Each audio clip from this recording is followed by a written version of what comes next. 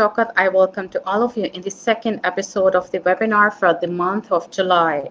This episode is about improving teacher quality in Pakistan, issues and the options. Dear audience, I hope you will respect the protocols of the webinar. Please use the chat box for your questions and the comments. This webinar is being presented and recorded through live stream that you can find through the sources of social media of University of Education. Dear audience, I'm delighted to introduce you with Dr. Raphael Wilkin, who begins his career as a school teacher, then progressed into educational administration in 3 London boroughs. In addition, he worked for the House of Commons Select Committee for Education and subsequently as education officer for the Association of London Authorities. He returned to local government as a director of education before moving into consultancy. As a consultant, he worked with the national organization, including the Journal Teaching Council for England and for universities. He was one of the pro-directors of the Institute of Education, University of London, and advised a number of education systems in other countries.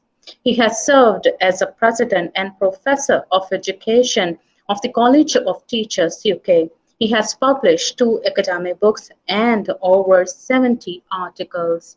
Let's begin the session. And over to you, Dr. Raphael. Thank you.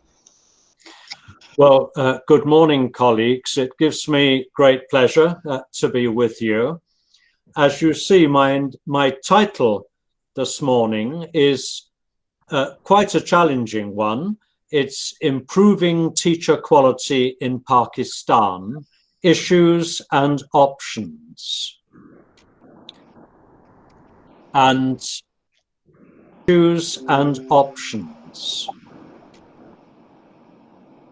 As Sadia has mentioned, these are the perspectives I bring to what I want to share with you today.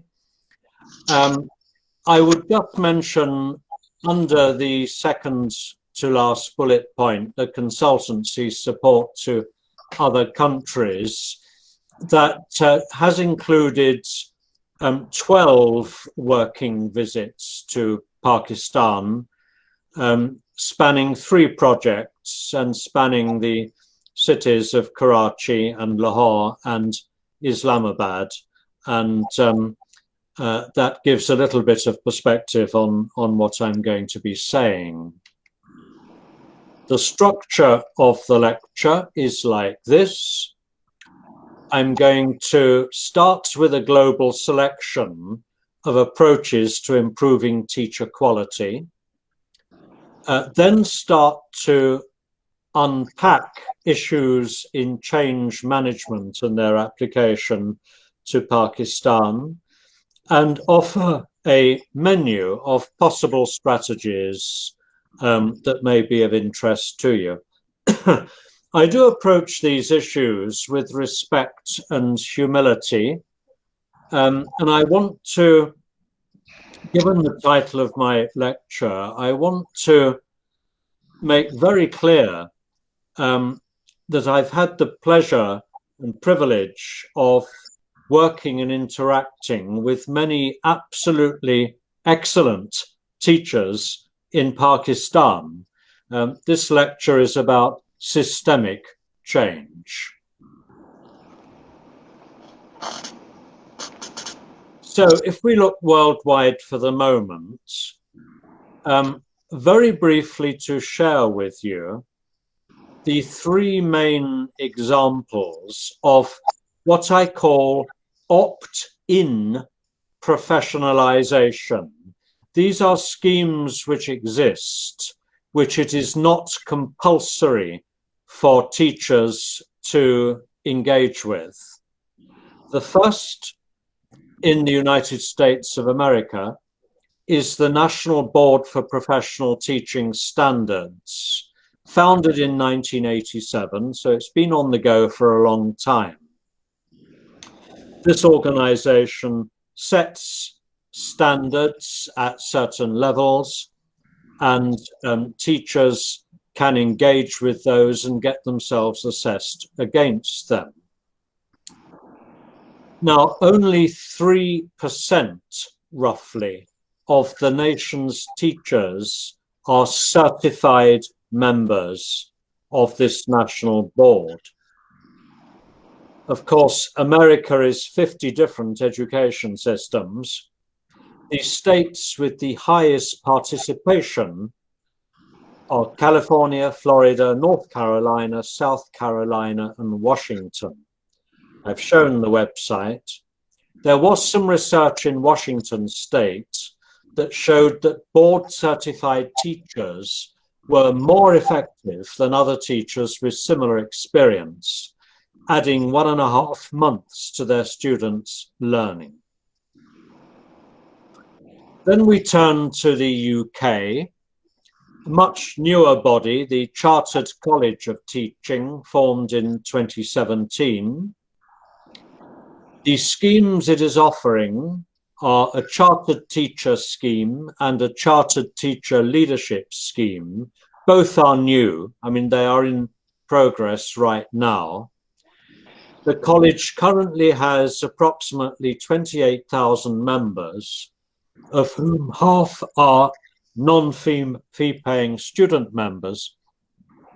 So the fee-paying members are 2.5% of the Great Britain teacher workforce, which is about 600,000.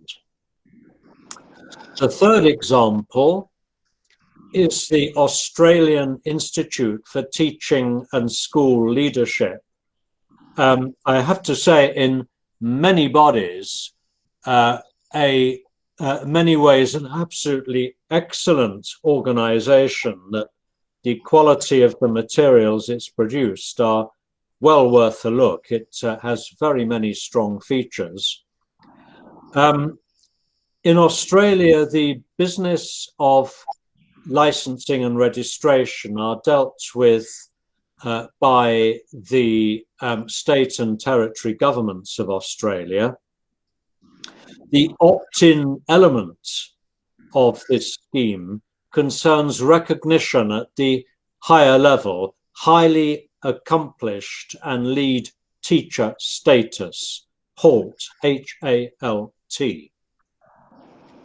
Right now, there are 282,000 teachers in Australia and 726 HALTs, which is less than a quarter of 1% of the teachers of Australia.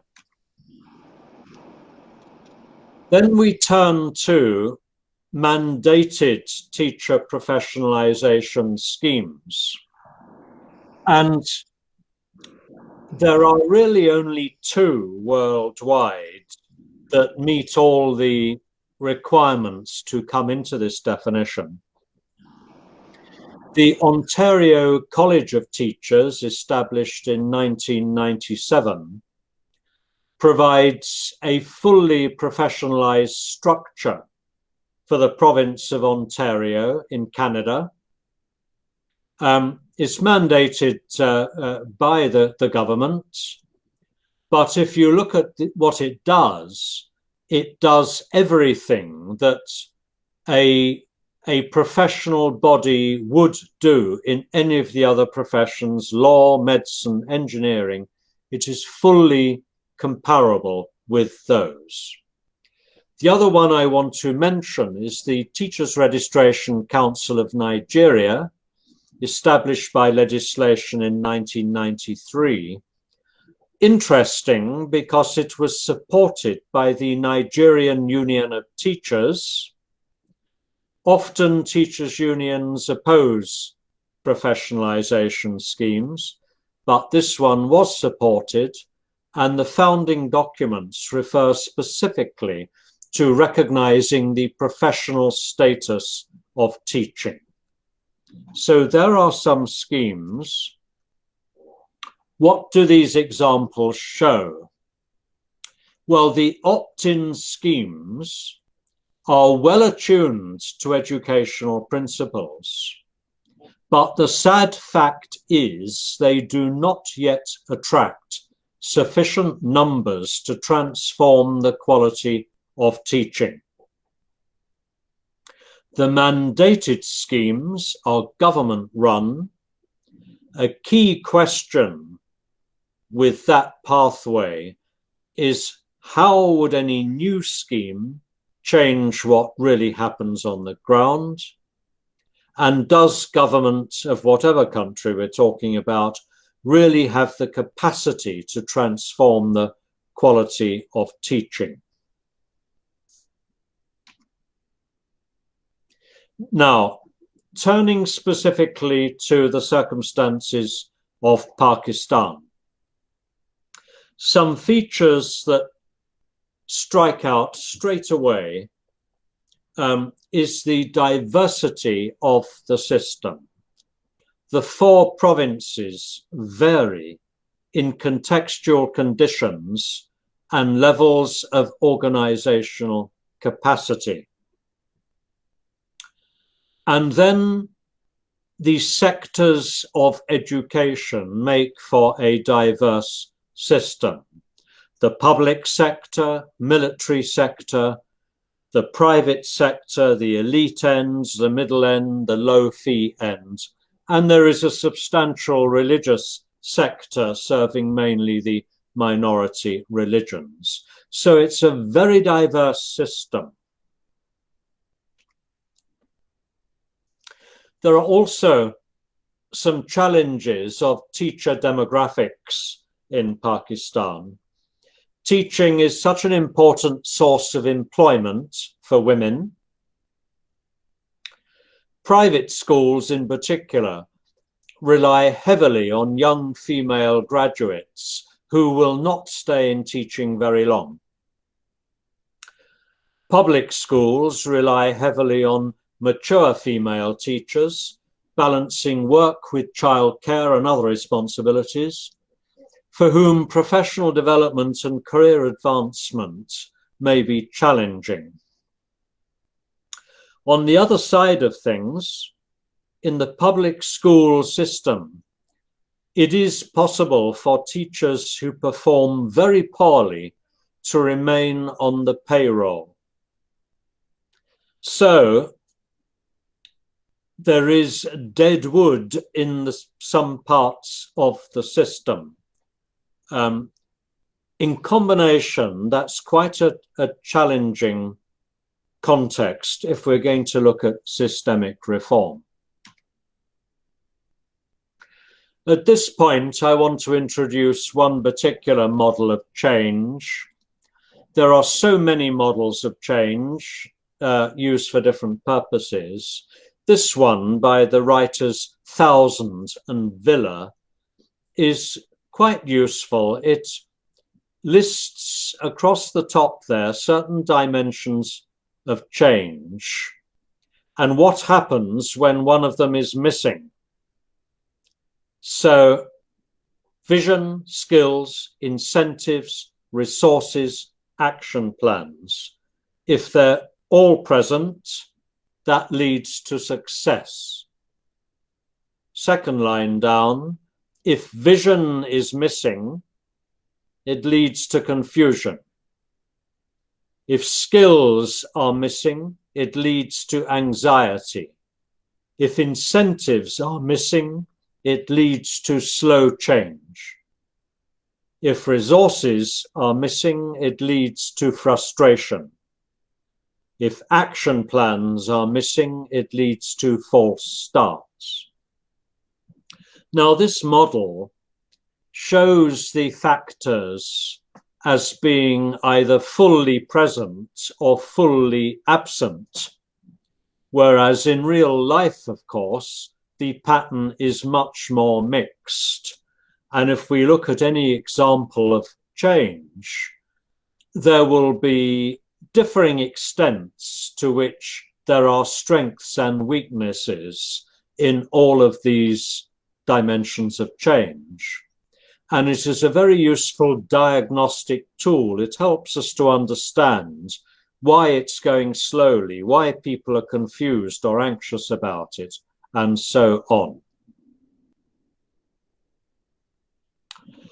Let's look at some examples of change that are relevant here in Pakistan. And I've just picked two examples of change which involve making new institutions. The first one is the Sindh Teacher Education Development Authority, STEDA. I've shown the website there. Established by legislation in 2012 to manage and regulate teacher education and professional development in Sindh. Now, I need to be clear, I've no personal direct connection with this organization. I've simply looked at its website and had a think about what the website shows. Of course, practice is often different from websites.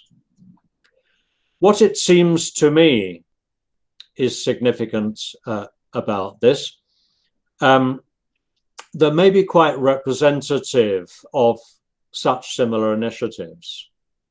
The legislation was quite bold in its scope and intention. The organization was set up with international support that lasted for a while. Whether it lasted long enough, that would be a matter of opinion. The remit is quite tightly defined. I mean, it's big, but it is limited to teacher education and professional development. It does not have a brief for more general school improvement or education system development. If you look at the website, you will see that there are sections of it that are not really up and running yet. There does not appear to be a full functionality. And if you were to refer back to that model of change I shared a moment ago, there might be some questions you would want to ask to understand more about, well, what is going on there? And of course, you'd want to find out more in detail. The second example is the Quaid Azam Academy for Education Development, Quaid, in Punjab. I've given the website again. I do have a little more knowledge of this organization because one of my projects involved working with its predecessor, the Directorate of Staff Development. So I've got just a little bit more perspective on it. This seems to be a contrasting example. It has a broad remit. It covers supporting most aspects of running a good school system. It has a structure for outreach through districts and clusters. It has laboratory schools. It's offering a range of CPD in school, including school-based continuing professional development. It has some training promotion linked. It has lead and master trainers. Now, at the moment, this is specifically for implementing the single national curriculum. And in partnership with the British Council, it's running an International Schools Award, and it makes publications, some of those quite substantial. So what we have here is something that appears to have a greater degree of vibrancy, a lot more going on with a lot more impetus behind it, which is pressing quite a lot of buttons in terms of school system improvement. An interesting example. They were new institutions. That's one example of change. Let's now look at a different kind of change, policies. and I've just picked out two to help us paint the context within which we're exploring this topic. The first one concerns the recent changes to the B.Ed degree in Pakistan. Now, at the time I was working with the system, I've lost count of people who, of their own initiative, wanted to tell me bad judgments about the usefulness and quality of the B.Ed as it was then, as a real preparation for being an effective teacher. And as you will know, there have been recent changes in the regulations and structure and assessment of the B.Ed degree. And I have to say, as an international commentator, they really put the B.Ed degree in Pakistan on a comparable footing with most developed education systems for entry into teaching. In particular, the assessed practicum and some of the coverage of assessment and evaluation strategies and approaches to language development and things like that.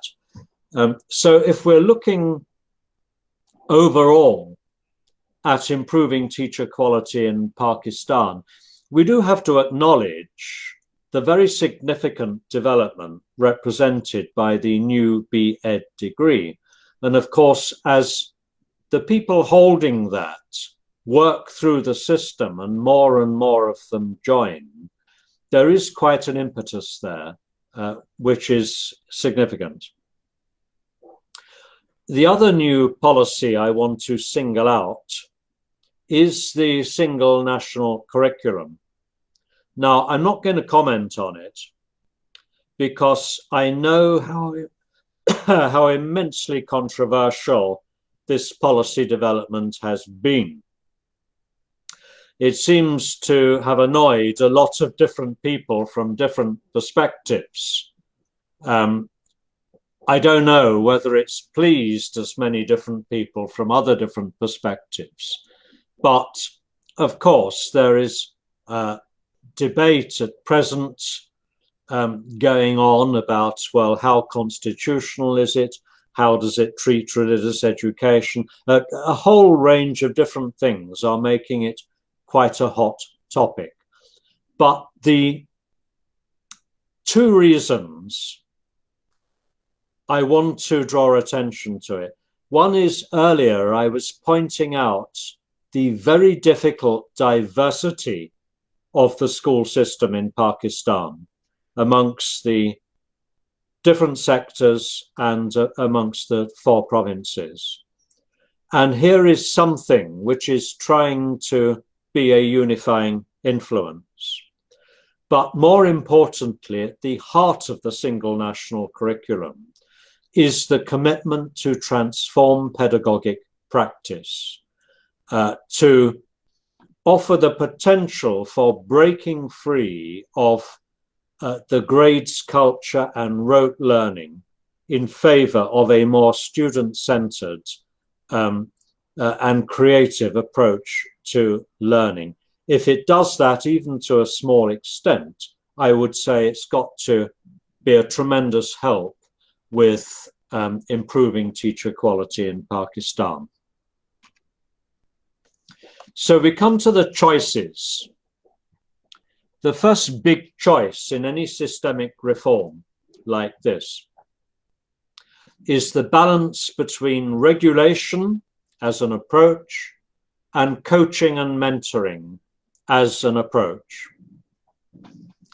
Now, some changes can only be made by regulation, and some can only be made by coaching style approaches. Wise governments know the difference.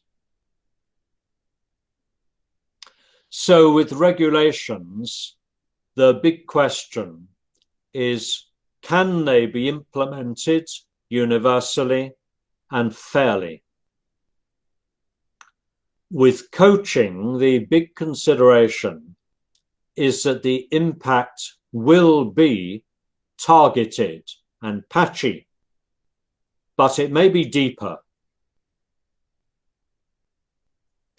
An example of change through coaching, the most impressive, exciting one I know, which I had the great pleasure and privilege of working with, was in Colombia.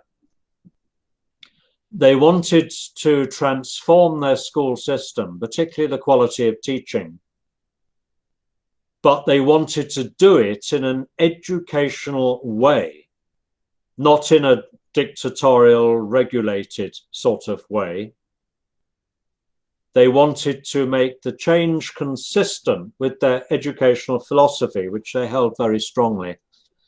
And they formed a cadre of what they called formadores, change agents, highly trained coaches who went out into the regions, I mean, some of them very difficult regions, and worked with local level change agents and set up a national network to transform particularly the teaching in certain key subjects through a coaching approach. Impressive stuff. Also, Shanghai's school system usually scores a lot of high marks on any sort of assessment. Coaching features very prominently in Shanghai's approach to school improvement. Just coming back to those dimensions of change, it's quite a complex relationship. The vision has to come through regulation. Usually, vision is cemented through legislation. But making sense of that vision, getting people to internalize it, requires the coaching approach. Skills really have to rely heavily on a coaching approach. Incentives require a regulatory framework. Resources usually require a regulatory framework. Action planning may be underpinned by a regulatory framework, setting schedules and that sort of thing. But to come alive, it needs a coaching approach. So the two work hand in hand, and it's getting that balance right. So the second strategic choice is whether to attempt universal change or whether to create models of excellence. Now, the problem of universal change is that many teachers, school leaders, and system administrators have no personal experience of what excellence really looks like. Nor can it be assumed they have the knowledge and skills that change requires of them. Sadly, quite a lot of teachers, their main approach to how they behave as a teacher is replicating their own experience of being at school as a student. And it's hard to break out of that if they've not come face to face with vivid experience of what excellence really looks like. Models of excellence involve accepting disparity and inequality. The models create good examples for others to copy. Eventually, as the saying goes, a rising tide lifts all boats. And these models of excellence harness the energies of those educators best able to lead change. And usually those change agents receive intensive training. So, third strategic choice, where to target the development of that excellence. So one is to create excellent schools. And there are many examples worldwide of that strategy. Another is to create a cadre of excellent head teachers. A good example of that is the Head Teachers of Excellence scheme in Chile, that has groomed and trained and supported a cadre of head teachers who are really creating leading edge practice in their schools for others to learn from. Then there is the approach of excellence in selected subjects. In the context of Pakistan, I just wonder aloud whether science and technology might be an example of somewhere to look, perhaps building on the work of the Institute for the Promotion of Science Education, which you have in Islamabad, simply on the basis it's always better to build on and capitalize on something you already have. Another strategy is that of creating excellent new entrants to teaching. Create a special cadre of super teachers right from the moment they begin pre-service education teacher training. Mentor and support them then for the 10 years it takes to fast track them into head teacher positions, and then they become the force for change. This strategy, alongside some other very significant strategies, features very strongly in the education reforms going on in the Republic of Georgia. It can be done. A bold strategy, another one to look at. So, I come back to this fundamental question. When there are so many possible ways of trying to attack what people see as things that must be changed in the system to improve teacher quality in Pakistan. And as educators, we have to keep asking ourselves, should we go about our work in ways that are consistent with our educational beliefs and values? Should we approach change in an educational way, modeling the learning behaviors that we are advocating? Is that how the people we're working with are going to blossom and find their confidence and inspiration to be leaders of change? Is that better in the long run than very coercive, threatening strategies? You can tell how I answer that question, but it's for the system to decide. So here are some final thoughts. Be informed by global good practice.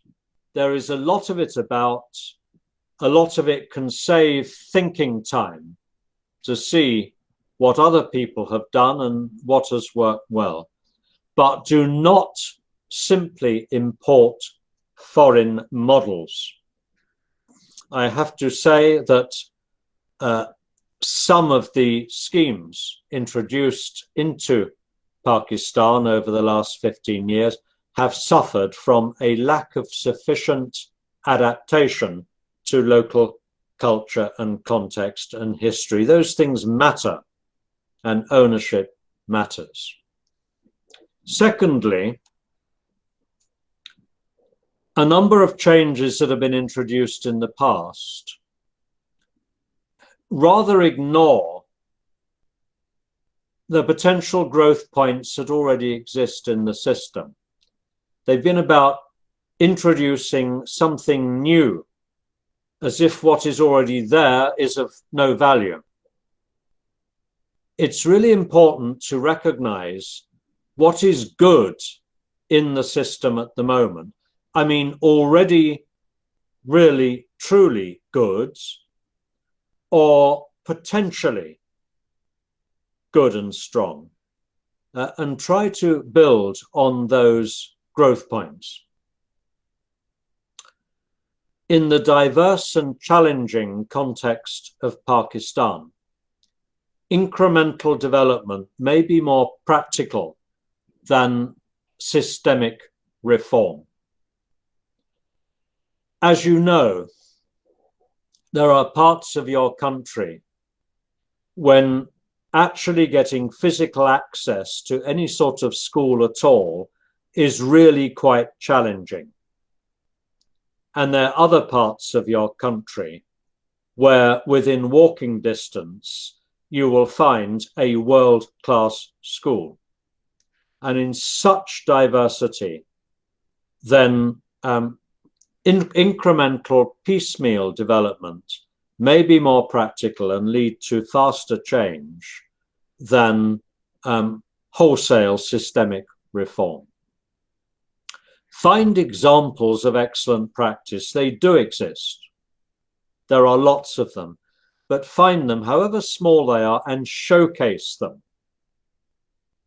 through things, I'm sure you have plenty of them already, such as provincial or national recognitions and awards to highlight good practice. With modern technological media, it is so easy to publish video clips and ways of just drawing attention to pockets in the system of excellence. Education is a people business. Find inspirational individuals and enable them to be leaders of change. The very best of luck with it all. That's as far as my analysis and suggestions can go this morning. I'm very happy to respond to any questions that you may have. Thank you very much for listening. Thank you so much, Dr. Wilson. So dear audience, house is open for the questions. If you have any question, any comment. Okay, so we have one question. Do you think the examination system affects the teaching quality? Please, could you repeat the question? I lost a little bit of it. Okay, do you think the examination system affects on the teacher quality? Well, yes, I do. That's not to say I've got an instant solution to that, because it's partly cultural and partly reflects deeply embedded parental expectations about things.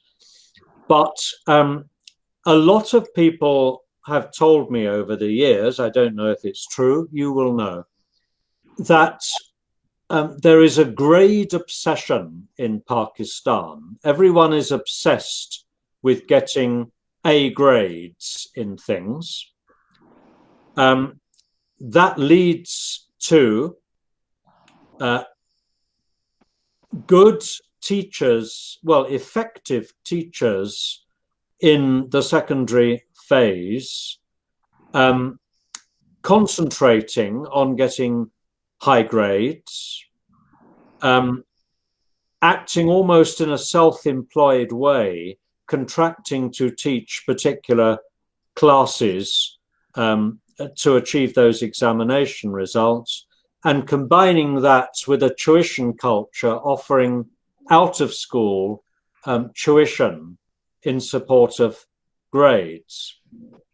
And the overall effect of this is to diminish the value attached to the other more rounded aspects of a child or young person's learning. It doesn't have to be like that. It's perfectly possible to get good examination grades and to enjoy a thoroughly rewarding, well-rounded, student-centered learning process. But I don't think your system is very much geared up to that at the present time. And the grades culture, and hence the exam system, is somewhat skewing those energies. Some would say it's the tail wagging the dog. So, yes, I do think that needs looking at. It is one thing that with good fortune and the following winds, the single national curriculum might go some way to bringing about some change in that area. Thank you. Any other question, dear audience? Do you have any other question? Okay, Dr. Wilkin, what are the main challenges in terms of maintaining the quality in Pakistani teaching profession? Do you think, is there any training gaps in the teacher education, or we don't have any proper arrangement for teacher licensing in the teaching profession? Well, clearly, improving the quality and availability of continuing professional development is absolutely central to raising overall teacher quality. Whether that leads to higher level professional recognitions is not absolutely central. It may do, that may interest some people. But as I was indicating in the early part of my lecture, worldwide, the take-up of such schemes has not been very impressive. For the mass improvement of teacher quality, there needs to be mass access to good school-based continuing professional development, led by people who know what good practice looks like. And that's what's going to make the biggest change. The regulations about who can be a teacher, what qualifications they need. At the moment, that is somewhat bedeviled by the diversity of your system, because it is different in the public schools and in the high-end private schools and in the low-fee sector. It is different. There are such diversity that any sort of national governance of that is, I mean, I have to say, many years away. And it's not clear right now where the head of steam is coming from to drive that, when the more immediate priority is actually to get teachers in classrooms teaching better, offering their students a better learning experience. Bearing in mind that such a significant portion of the teacher workforce are women with a lot of pressures on their time, and so the CPD has to be accessible. It has to be largely in school time as part and parcel of the working day, and schools have just got to find ways of organizing that, but they do need a provincial, regional, and district structure of support to help them with that, which is actually why, I'm quite excited by the potential of what CAID is attempting to do. That sort of model can produce effective change on the ground. But that seems to me that the biggest priority is school-based CPD that is accessible to the teachers. Thank you. Thank you for the wonderful response. Yes. Is there any question? Dr. Raphael, we have missing component. Okay, well, are there any online teacher training programs available in the UK?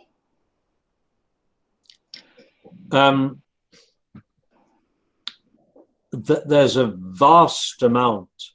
Hmm. I mean, an absolutely vast amount. You know what the internet is like. It's just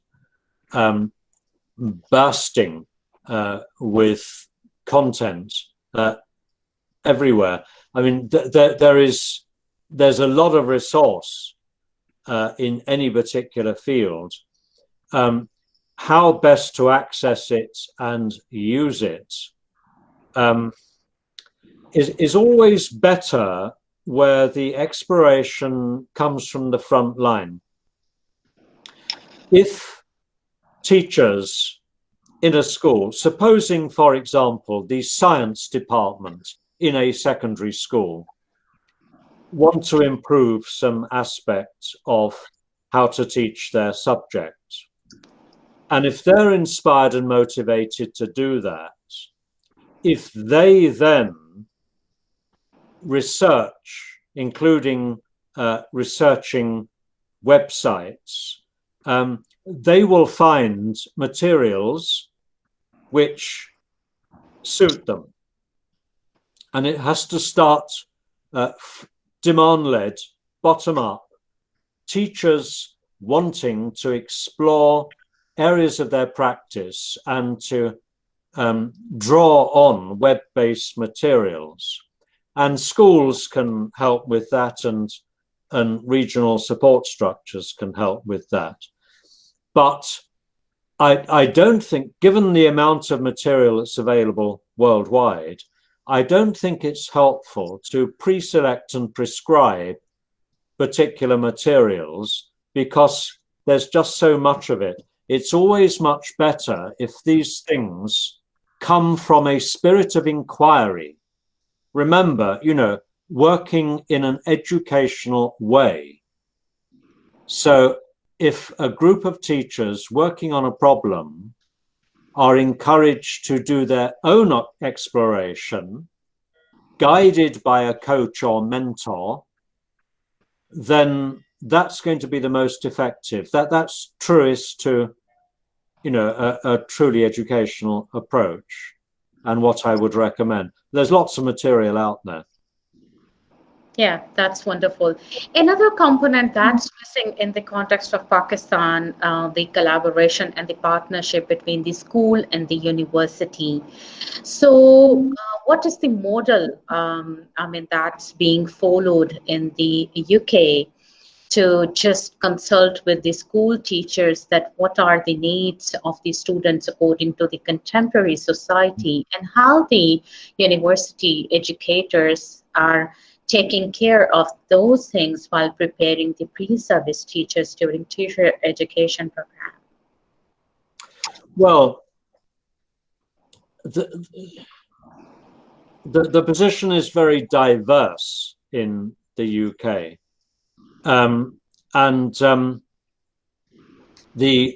The communications between UK university faculties of education and the schools with whom they work, which is primarily to arrange teaching practice placements, they're fairly complex, fairly diverse. the nub of your question, which was about the changing needs of society, that's not really right at the top of those discussions, which are about much more technically focused on the content of the UK postgraduate certificate of education, or the BEd degree, and the technical and craft skills of teaching around assessment, evaluation, classroom management, pastoral care, and all the other things. It's a crammed course, it's pretty sharply focused on those things. What I would say is there are lots of wider models of how universities support the school curriculum.